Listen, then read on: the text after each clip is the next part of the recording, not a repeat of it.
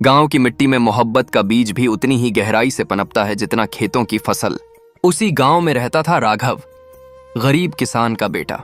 माँ दूसरों के खेतों में मजदूरी करती थी और राघव दिन रात मेहनत कर अपने घर का चूल्हा जलाए रखता था। गरीबी उसकी किस्मत थी, लेकिन आंखों में सपने अब भी चमकते थे। गांव के जमींदार चौधरी प्रताप सिंह की बेटी अनन्या छुट्टियों में जब गांव आती तो हर कोई उसे देखने के लिए लालायित हो जाता। वह पढ़ी लिखी, खूबसूरत और नाजुक सी लगती थी, जैसे गांव की मिट्टी पर शहर की खुशबू उतर आई हो। लेकिन उसके दिल को चैन वहीं मिलता था जहां तालाब के किनारे शांति पसरी रहती थी। एक दिन तालाब के किनारे दोनों की मुलाकात हुई। राघव वहां बैठा मछली पकड़ रहा था और अचानक अनन्या ने पास आकर पूछ लिया, तुम हमेशा यही करते हो? राघव उसकी मौजूदगी से घबरा गया, मगर मुस्कुराते हुए बोला, नहीं, बस कभी कभी यहां सुकून मिलता है।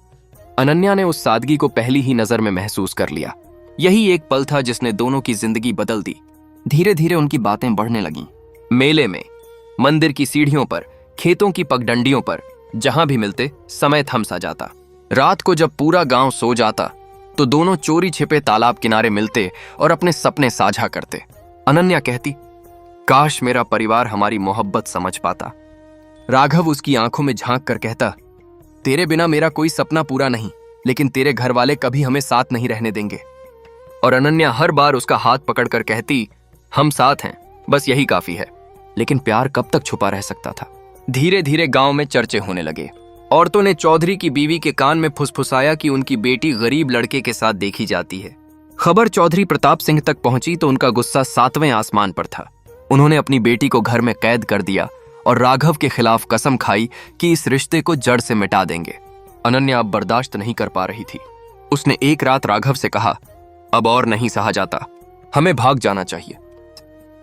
राघव ने कुछ देर सोचा और फिर गंभीर आवाज में कहा, ठीक है, मैं तैयार हूं, लेकिन याद रखना, उसके बाद लौटने का रास्ता नहीं होगा। अन दोनों ने अमावस्या की रात गांव छोड़ देने का वादा किया, लेकिन किस्मत उनके साथ नहीं थी। चौधरी को यह राज पहले ही पता चल चुका था।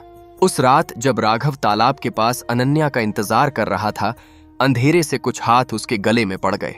4-5 कारिंदों ने उसे दबोच लिया और खेतों की ओर घसीट ले गए। वहां चौधरी खुद खड़े थे, हाथ में चमकती तलवार के साथ। तेरी औकात कैसे हुई मेरी बेटी की तरफ देखने की? चौधरी दहाड़े। राघव कांपते हुए भी हिम्मत जुटाकर बोला, हम सच्चा प्यार करते हैं, इसमें मेरी कोई गलती नहीं। लेकिन चौधरी के लिए यह इज्जत का सवाल था। उन्होंने इशारा किया और उनके कारिंदों ने बेरहमी से राघव पर हमला कर दिया। चीखें खेतों में गूंज उठीं और मिट्टी खून से लाल हो गई। उधर अनन्या घर से छुपकर भाग आई। तालाब पर पहुंची तो वहां सिर्फ राघव का खून से सना रूमाल पड़ा था। वह चीख उठी, राघव! उसकी आवाज सुनकर गांव वाले इकट्ठा हो गए, लेकिन किसी ने कुछ नहीं किया। सब जानते थे, जमींदार का विरोध करना मौत को बुलाना है। अनन्या टूट चुकी थी। उसे घर में बंद कर दिया गया। कई दिनों तक उसने खाना पीना छोड़ दिया। उसकी आंखें सूख चुकी थीं, लेकिन आंसू थमते नहीं थे।